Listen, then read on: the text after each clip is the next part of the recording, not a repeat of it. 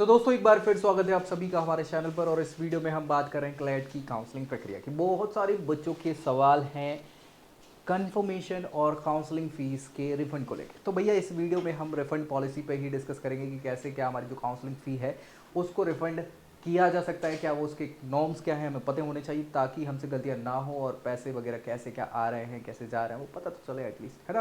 तो आखिर तक देखना है, दोस्तों भी शेयर कर देना है और चैनल सब्सक्राइब करना नहीं भूलना है सारी क्लैट रिलेटेड जानकारी के लिए। बाकी मैं बता दूं, अगर काउंसलिंग प्रक्रिया में कहीं से भी लग रहा है कि हेल्प की ज़रूरत है तो नीचे प्रोफाइल एनालिसिस फॉर्म मिल जाएगा, उसको फिल करिए, लिखिए उसमें कि हमें आपकी हेल्प चाहिए, हमारी टीम कोऑर्डिनेट करेगी और आपको हेल्प प्रोवाइड कराएगी। लेकिन इसका कुछ चार्ज रहेगा जो आपको पे करना होगा।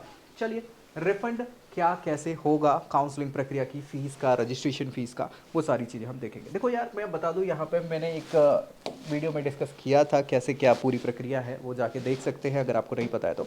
यहाँ पे रिफंड का मैं बता दूं, सबसे पहले तो फ़ी स्ट्रक्चर की बात कर लेते हैं। फ़ी जो है, यहाँ पे 3 प्रकार की फ़ीस आपको देखने को मिलेंगी इस पूरी क्लैट की प्रक्रिया।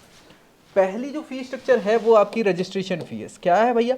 रजिस्ट्रेशन फी है। अब रजिस्ट्रेशन फी जो लगेगी वो जनरल के लिए लगने वाली है। किसके लिए? जनरल के लिए 30,000 रुपीज़ लगेगी।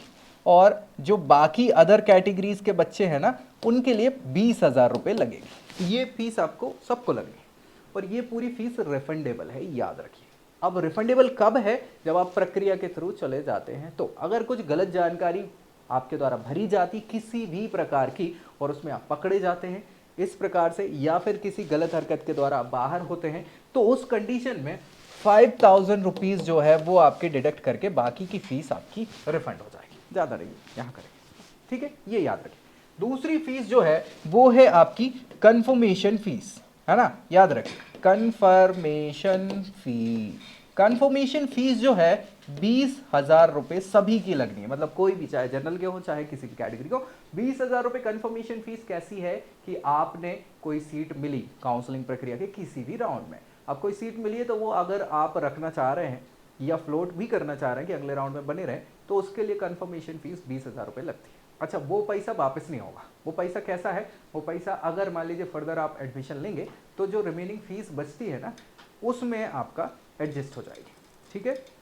अगर प्रक्रिया से बाहर हो जाते हैं तो फीस आपकी वापस हो जाएगी, ठीक है, ये चीज़ है। तीसरी तो बची हुई यूनिवर्सिटी की टोटल फीस में से जो बचा हुआ अमाउंट रहेगा वो पे करना होगा, वो है। तो ये ऐसे 3 प्रकार की फीस है। अब हम जो बात यहाँ कर रहे हैं वो किसकी बात कर रहे हैं? काउंसलिंग की रजिस्ट्रेशन फीस की, जो रिफंडेबल है ना, उसकी ही पॉलिसी है रिफंड की। तो क्या कैसी ये प्रक्रिया होगी ये आपको पता होनी चाहिए रिफंड की। 2 चीज़ें याद रखिएगा, जो भी आप पेमेंट करने वाले हैं वो एक ही बैंक अकाउंट से करिएगा, है ना। एक ही बैंक अकाउंट का यहाँ क्या मतलब है? यहाँ पे मतलब ये है कि रजिस्ट्रेशन के लिए आपने दूसरा बैंक अकाउंट यूज़ कर लिया और उसके बाद कंफर्मेशन के लिए दूसरा बैंक अकाउंट इस्तेमाल कर लिया, तो ये एक बड़ी समस्या हो सकती है आपको, क्योंकि बाद में दिक्कत होगी। तो बेहतर यही रहेगा कि किसी भी एक अकाउंट से आप ये सारे पेमेंट्स करेंगे ताकि आपके पास रिकॉर्ड रहेगा, उन्हें भी समस्याएं नहीं होंगी। दूसरी चीज़ है कि ये बैंक अकाउंट जो भी आप इस्तेमाल करने वाले हैं, किसी जो हमारे मीडिएटर रहते हैं ना, उनका मत करिएगा, आपके खुद का अकाउंट करिएगा इस्तेमाल, क्योंकि रिफंड होगा तो उसी अकाउंट में होगा, तो फिर बाद में आपको उसके चक्कर काटने पड़ेंगे, उससे बेहतर है खुद से करें, ठीक है। तो ये चीज़ें आपको परेशानी से बचा सकती हैं, ये चीज़ें याद रहेंगी। बढ़िया, चलो आगे की बात हम यहाँ पे अब एक एक करके कर लेते हैं। क्या है ये नॉर्म्स जो बता रहे हैं? वो ये है कि अगर कोई candidate, if any candidate is not allotted a seat, कोई भी सीट नहीं मिलती है in the end of the 5th round of the admission counselling, तब जाके क्या है, हाँ, कंसोर्टियम क्या करेगा भैया?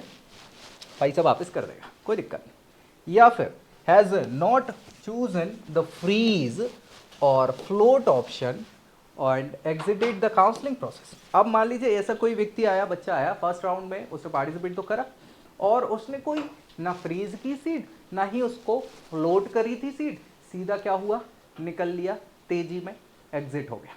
अब जब उसने कुछ करा ही नहीं है तो आपका पैसा वापस हो जाएगा, कोई दिक्कत नहीं, ऐसी कंडीशन, ठीक है, कोई दिक्कत नहीं है, 1 रुपया भी नहीं कटेगा। या फिर the counselling registration fee will be refunded in full, पूरा पूरा पैसा वापस मिलेगा। 30,000 अगर जनरल कैटेगरी से बिलोंग करते हैं, 20,000 बाकी की अदर कैटेगरी का, कोई पैसा यहाँ पे डिडक्ट आपका नहीं होगा। ये तो सिंपल सा केस है। इफ दूसरा case, where a candidate has been allotted a seat and has chosen a float or freeze option and then subsequently chooses to exit or fails to complete their admission. जो भी NLU की fees वगैरह आपने नहीं पे करी है वो फलाना ढिमाका, है ना। तो यहां पे भी क्या है, then their counseling registration fee will be refunded. तो उनकी काउंसलिंग फीस रिफंड हो जाएगी इन फुल, ठीक है, पूरी फीस आपको मिल जाएगी। If the exit option is exercised before 1 PM of May 24 और, ठीक है, आफ्टर डिडक्शन ऑफ 5,000 रुपीज, कब होगा, हाँ, अगर 1 बजे के बाद 24 मई को, अभी नहीं आई ये डेट, ये मैं पहले से ही बता रहा हूँ, याद रखिएगा, ठीक है। तो इसी डेट 2025 के पहले अगर आप 1 बजे के पहले तक वो पूरी प्रक्रिया एग्जिट वाली कर लेते तो 5,000 रुपये भी बच जाएंगे, उसके बाद 5,000 रुपये डिडक्ट होते हैं, सिंपल सी प्रक्रिया। या फिर कहीं कमी पाई जाती, वो अगला क्लॉज आ रहा है, पर डिस्कस करेंगे, ठीक है। तो यहाँ बस अगर लेट आप वापस करते हैं ये सारी चीज़ें, एग्जिट होते हैं, तो ये दिक्कत।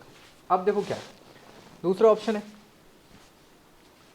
where a candidate is allotted a seat for the first time in the 5th round of counseling. अब मान लीजिए 4 राउंड तक कोई सीट ही नहीं मिली, 5वें राउंड में आपको पहली बार सीट अलॉट होती, बहुत बढ़िया, है ना। अब the candidate choose to exit और fails to complete their admission at NLU by paying their fees, their counselling registration fees shall be repaided in full.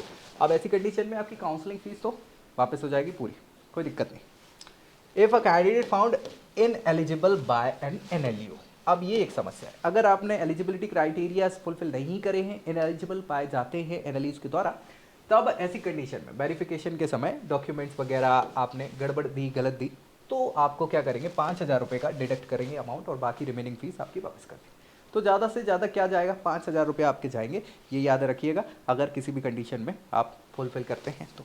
वैसे मैं तो चाहूँगा कि 5,000 रुपये ना कट हों आपको एक अच्छा NLU मिल जाए।